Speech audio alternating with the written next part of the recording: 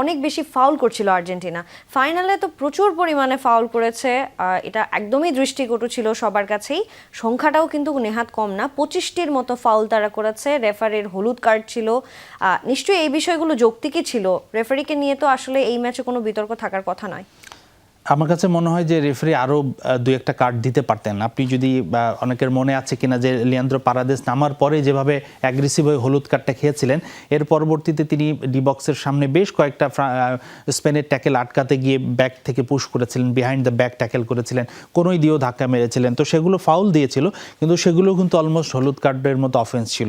তো সেটা হলে পারাদেসও কিন্তু নিশ্চিতভাবেই রেড কার্ড খেত, এবং ম্যাচ শেষে কিন্তু তিনি ডাগ আউটে মারামারি করে কিন্তু রেড কার্ডও খেয়েছেন, যদিও ম্যাচ শেষ হওয়ার পরে খেয়েছেন, কিন্তু ম্যাচেও হতে পারতো। আমাদের কিছু ছবি আছে, আমরা সেগুলো যদি দর্শকদের দেখাই, এগুলো সবাই এতক্ষণে দেখে ফেলেছে। এনজো ফার্নান্দেজ যেভাবে ফাউলটা করেছিল, আসলে এখানে একটা ফাউল পয়েন্ট আউট করার কোনো বিষয় না। এখানে আর্জেন্টিনা যে ফাউলগুলো করেছে, তারা মূলত যখন স্পেনের সঙ্গে বল দখলে লড়াইয়ে পারছিল না, তাদেরকে অসহায় মনে হচ্ছিল, তখন তারা আসলে এই ধরনের মেজাজ হারিয়েছেন। আমি ম্যাচ শেষে জালাতান ইব্রাহিমোভিচের একটা বক্তব্য শুনছিলাম। তিনি বলছিলেন যে একজন ফুটবলার যখন মাঠে থাকে, তার পায়ে বল আসে না, তখন এই ধরনের হতাশা আসলে কাজ করে তাদের মধ্যে। তারা এই ম্যাচে তারা 25টি ফাউল করেছে। একটু যদি আরেকটা ছবি আছে আমাদের কাছে দেখাতে চাই, যে তারা 25টি ফাউল কোথায় কোথায় কোন স্পটগুলোতে করেছে, সেটি দেখলে হয়তো আরেকটু পরিষ্কার ধারণা পাওয়া যাবে। এই জোনগুলোতে যেই রেড ডটগুলো আছে, সেগুলোতে তারা ফাউল করেছে। ডান পাশের যেই সাইডটা, সেটা হচ্ছে আর্জেন্টিনার ডিফেন্স লাইন, আর্জেন্টিনার গোলপোস্ট।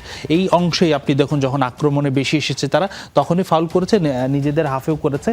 তো সব কিছু মিলে আমার কাছে মনে হয় যে অসহায় হয়ে মেজাজ হারিয়েই তারা আসলে এই ফাউলগুলো করেছে। তবে আর্জেন্টিনা যদি এই ম্যাচটাতে তারা বল পজিশনে পিছিয়ে থাকার সত্ত্বেও তারা যদি মেজাজটা ধরে রাখতে পারতেন, এত ফাউল না করতেন, ইয়েলো কার্ড না খেতেন, ইভেন এনজো ফার্নান্দেজ যদি রেড কার্ড না খেতেন, স্পেন যেহেতু ফিনিশিংয়ে স্ট্রাগল করছিল, তারা ম্যাচটা কিন্তু সহসায় পেনাল্টি পর্যন্ত নিয়ে যেতে পারতো। তো আমার কাছে মনে হচ্ছে তারা অত্যাধিক অতিমাত্রায় ফাউল করে এবং মেজাজ হারার খেসারত্তায় ম্যাচটা হেরে দিয়েছে।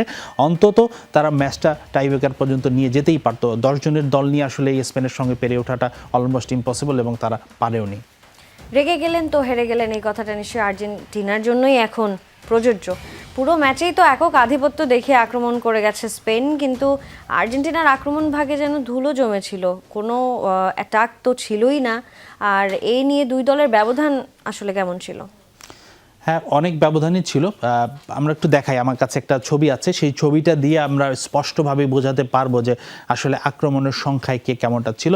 আমার পেছনে যেই ছবিটা দেখতে পাচ্ছেন, আর্জেন্টিনা মাত্র 2টি আক্রমণ করেছে, সেটাও একদম শেষ ভাগে। যেই পার্পল গোলাপি কালার যেই দুটো ডট দেখছেন, একটা লিওনেল মেসি করেছিল, একটা সিমোনে যেইটা করেছিল সেটা গোল পোস্টের উপর দিয়ে গিয়েছিল। এবং পক্ষান্তরে এই যে আক্রমণগুলো দেখছেন, সেই সবগুলোই ছিল আসলে স্পেনের আক্রমণ। তারা প্রচুর আক্রমণ করেছে, যেমনটা আমি এর আগেও বলেছি, তারা 20টির মতো আক্রমণ করেছে এবং ম্যাক্সিমামগুলি অন টার্গেটে হিট করেছিল, এবং 11টি সেভ কিন্তু সেখানে করেছেন দিবু মার্টিনেজের কারণে আসলে আর্জেন্টিনা বেঁচে গেছে, যার মধ্যে অধিকাংশ শটই অবশ্য দুর্বল ছিল, কিন্তু বেশ কয়েকটি শট খুবই ভালো ছিল, যেগুলো গোল হতে পারতো। এবার একটু দেখাতে চাই ম্যাচের আরও আমাদের কাছে কিছু তথ্য আছে, পরের ছবিটা দেখাতে চাই। এটা হলো অ্যাটাক ব্যাব। আসলে পুরো ম্যাচ জুড়ে আমরা যদি দেখি, আপনি যদি উপরের রেড পিলারগুলো দেখেন, সেগুলো হলো স্পেনের আক্রমণ। নিচের যে নীল কালারের বা পার্পল কালারের পিলারগুলো আছে, সেটা আর্জেন্টিনার। আপনি দেখুন পুরো ম্যাচ জুড়ে কিভাবে স্পেন আক্রমণ ডমিনেট করেছে, বিশেষ করে সেকেন্ড হাফে তারা প্রচুর আক্রমণ করেছে।